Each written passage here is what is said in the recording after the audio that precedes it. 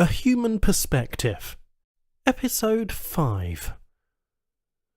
The Banu agricultural world Shewa, in the offer system, stank like nobody's business. The fact that it had a fairly thin atmosphere turned out to be a blessing. It forced them, him, Angela, even the Banu who lived there, to wear a simple breathing device whenever they were out on the planet's surface, which cut the stench considerably, but not entirely.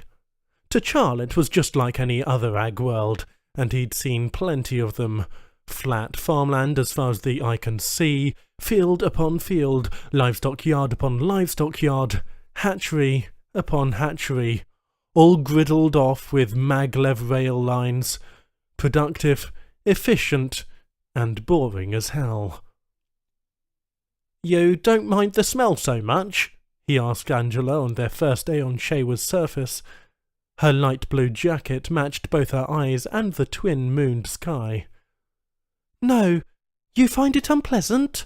she asked innocently, putting gear into the back of their ATV. "You've got to be kidding!" he exclaimed, scrunching his face. "That's quite a stink. I suppose you've been on a lot of ag world, though, being a biotech." "Not really," she replied simply, voice only slightly muffled by her breathing apparatus. "No field work? That's strange. I would have thought...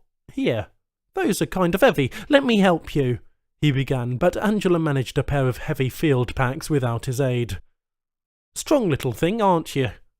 "We should make the Welshwa Ridge by midday," she pointed out. "The Hashween wranglers will meet us there." All business then, he thought. I can handle that. They drove along dirt roads for hours that day, mostly in silence, which suited Charles just fine. They kicked up dust past kilometre after kilometre of endless crops. It was more than enough to keep fleets of cargo ships busy feeding nearby Banu industrial worlds. The Banu wranglers in charge of the Hashween herds made Charles grin. They were rugged fellows, wheel and grav bike riders who managed the thousands of animals that ranged over hundreds of hectares. They wore leather clothes and wide-brimmed hats to keep off the orange sun. Banu cowboys indeed. "Try some, Chalgrism," one wrangler offered, gesturing toward a plate of Hashween meat on their chuck wagon table. Give them credit, he thought. They walk the walk out here. Quickly he whipped up an excuse. "I'm not due to sample the meat for another few days," he said, stretching the truth just a bit. The Banu cowboys all spit and trembled. Jolly jokers. Unlike on the Banu yacht, Shulia, which he was happy to hear was also to be their ride back off this backwater planet, Angela's quarters were clear across the compound from his. A couple of days ago he would have thought that preferable, but today... Try as he might, he found himself eager to see her smiling face every morning. Charles helped Angela gather biosamples, as disgusting as that was sometimes, run tests, and generally gather data. They wandered among the Hashween, bonding with a couple of them, he guessed, though it was really hard to tell if the beasts reciprocated at all. Try as he might, he couldn't get them to play fetch. After a couple of days of gentle ribbing, Charles finally sat down to the plate of Hashween meat the wranglers offered him. They gathered close to watch his reaction, while he steeled himself and made the mental commitment to chew and swallow, no matter what it tasted like. "Here goes," he said, tearing off a small piece and popping it in his mouth. No forks here. The Banu watched expectantly. Had they placed bets, he wondered? It wasn't awful, even when he drew the odour through his nostrils. Ultimately, it was kind of bland, tough, but with a sort of wormy consistency. He swallowed and shrugged, sending the wranglers into some kind of tizzy. He ate the remainder, suffered a minor bellyache that night, and that was the end of it. The next morning he shared his opinions with Angela. "I suppose it's all in the preparation," he suggested, leaning against an instrument table they had set up near the fence perimeter. A handful of Hashween gathered around, probably because they got occasional treats, he supposed. Angela examined slides under a microscope. A light breeze played along her gathered hair and long skirt. "A little butter and pepper can do wonders. I wouldn't say it was bad tasting, but it was nothing to vid home about. When are you going to give it a try?" I'm not really sure," she said, distracted by her slide work.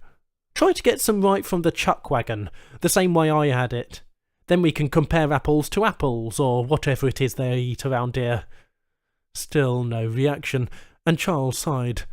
He realised that he had been pretty cold and distant to her, especially at first, but he was strangely disappointed that Angela showed no interest in being friendlier.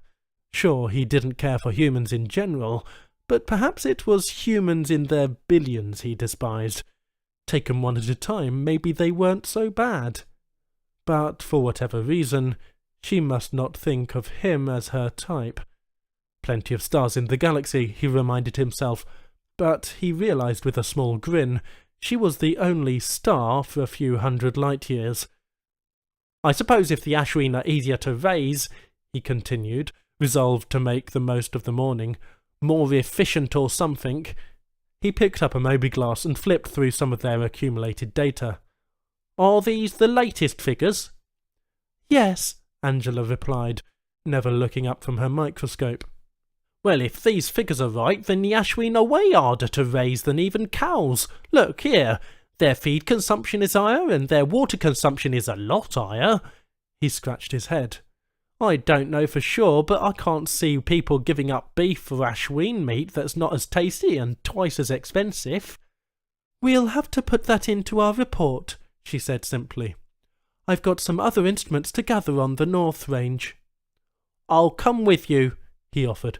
"No, I'd prefer to go alone." "Oh," was all he managed.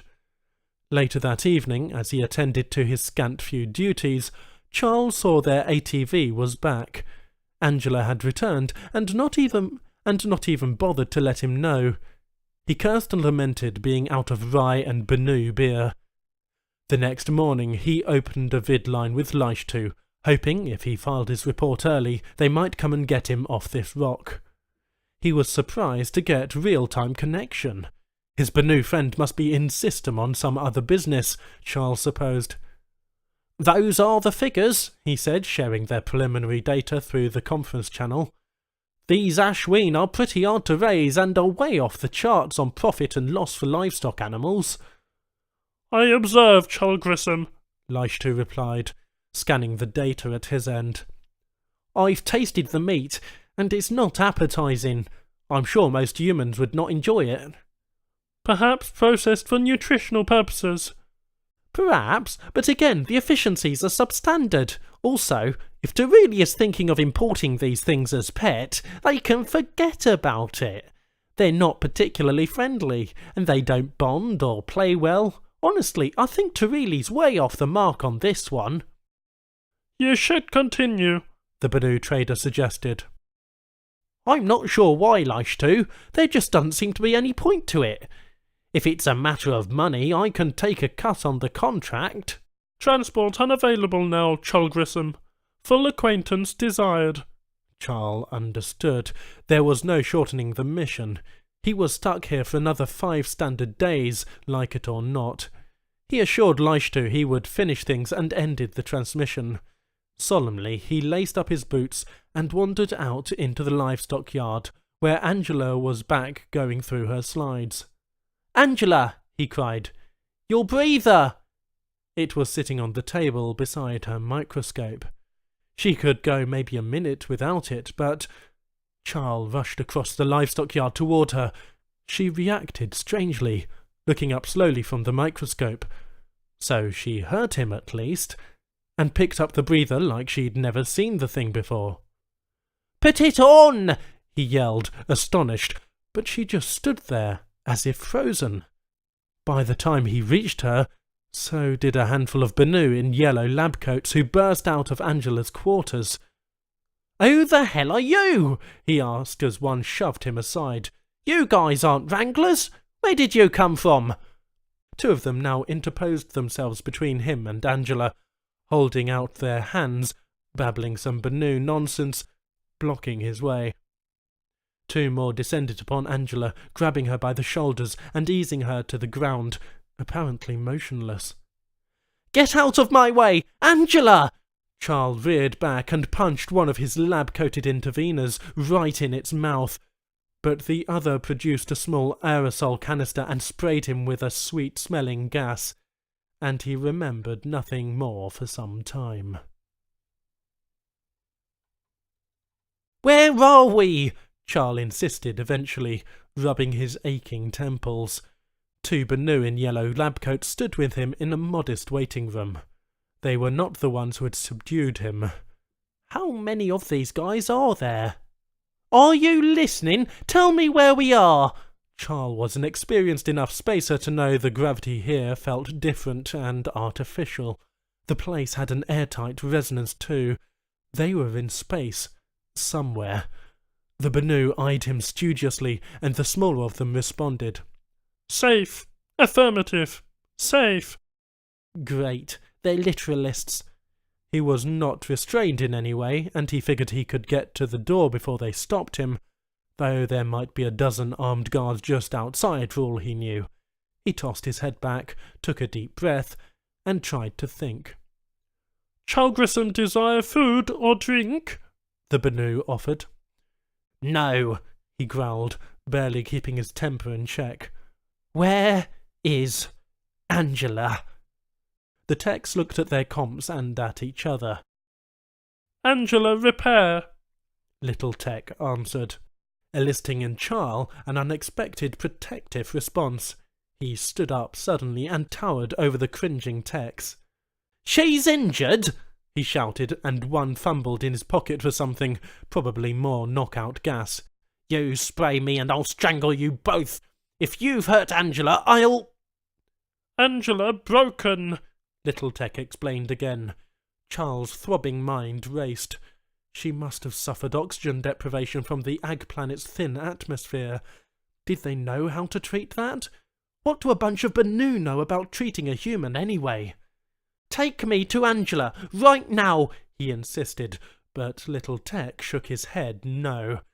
They knew that human gesture anyway. "Orbital station," the tech said, pointing to all 3 of them in turn and gesturing to the surrounding space. "Orbital station, Shewa, offer system." "Is Angela here too?" "Haronith Angela." "Haronith? But that's a word for machines."